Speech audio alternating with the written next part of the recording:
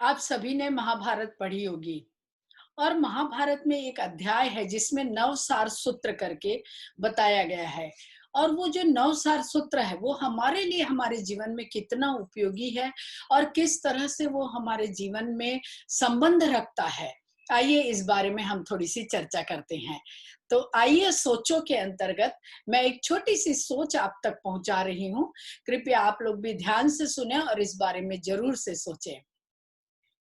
नौसार सूत्र में जो सबसे पहला सूत्र है वो है संतान की गलत मांग और हट पर समय रहते यदि अंकुश नहीं लगाया गया तो अंत में आप असहाय हो जाएंगे।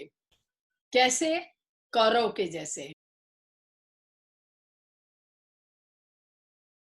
आपने देखा महाभारत में कौरव में जो हट की भावना थी वो माता पिता ने उस पे अंकुश नहीं लगाया और उनकी भाषा बोलते गए, उनकी बात मानते गए, तो आखिर में उसका क्या हश्र हुआ।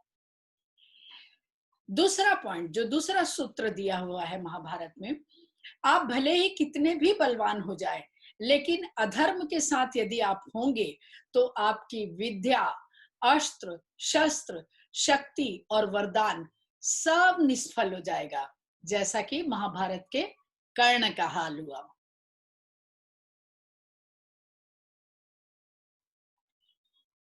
अगला सूत्र जो है, संतानों को इतना महत्वाकांक्षी मत बनाओ कि विद्या का दुरुपयोग करके स्वयं का नाश कर ले, यानी सर्वनाश को आमंत्रित करे, जैसा कि महाभारत के अश्वत्थामा का हुआ।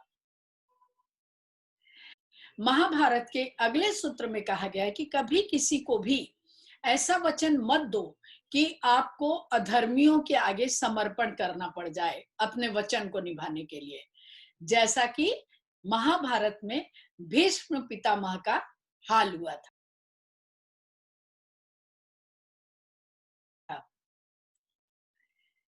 नवसार का अगला सूत्र है संपत्ति, शक्ति व सत्ता का दुरुपयोग और दुराचारियों का साथ अंत में सर्वनाश का दर्शन कराता है, जैसा कि महाभारत में दुर्योधन का हुआ था।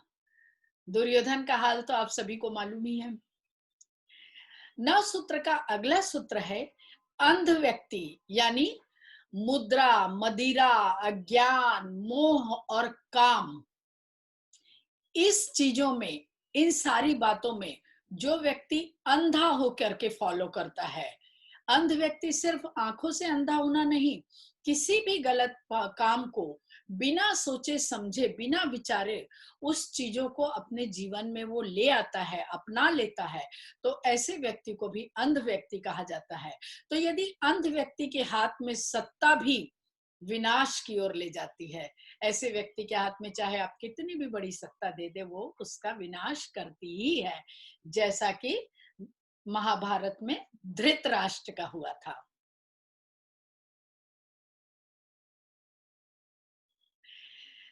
अगला सूत्र, व्यक्ति के पास विद्या विवेक से बंधी हो।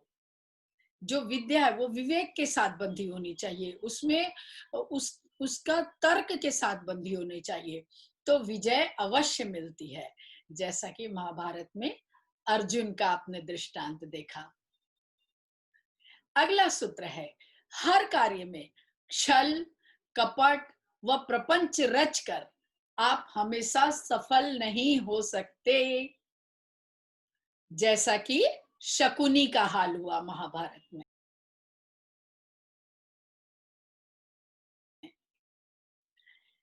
अगला सूत्र है यदि आप नीति, धर्म व कर्म का सफलतापूर्वक पालन करते हैं तो विश्व की कोई भी शक्ति आपको पराजित नहीं कर सकती है, जैसा कि युधिष्ठिर के साथ हुआ।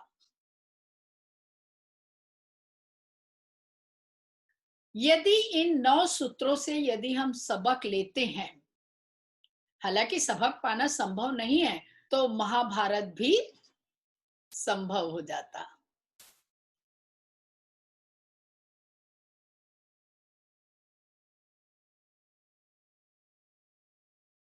ये जो 9 सूत्र है ये हमें चिंतन की ओर ले जाते हैं, सोचने पे मजबूर कर देते हैं और इनकी वास्तविकता, इनकी सत्यता पर हमें कभी एकांत में बैठ करके जरूर विचार करना चाहिए। तो एक चिंतन आपके पास छोड़ के जा रही हूँ। अगले एपिसोड में हम फिर मिलते हैं। धन्यवाद।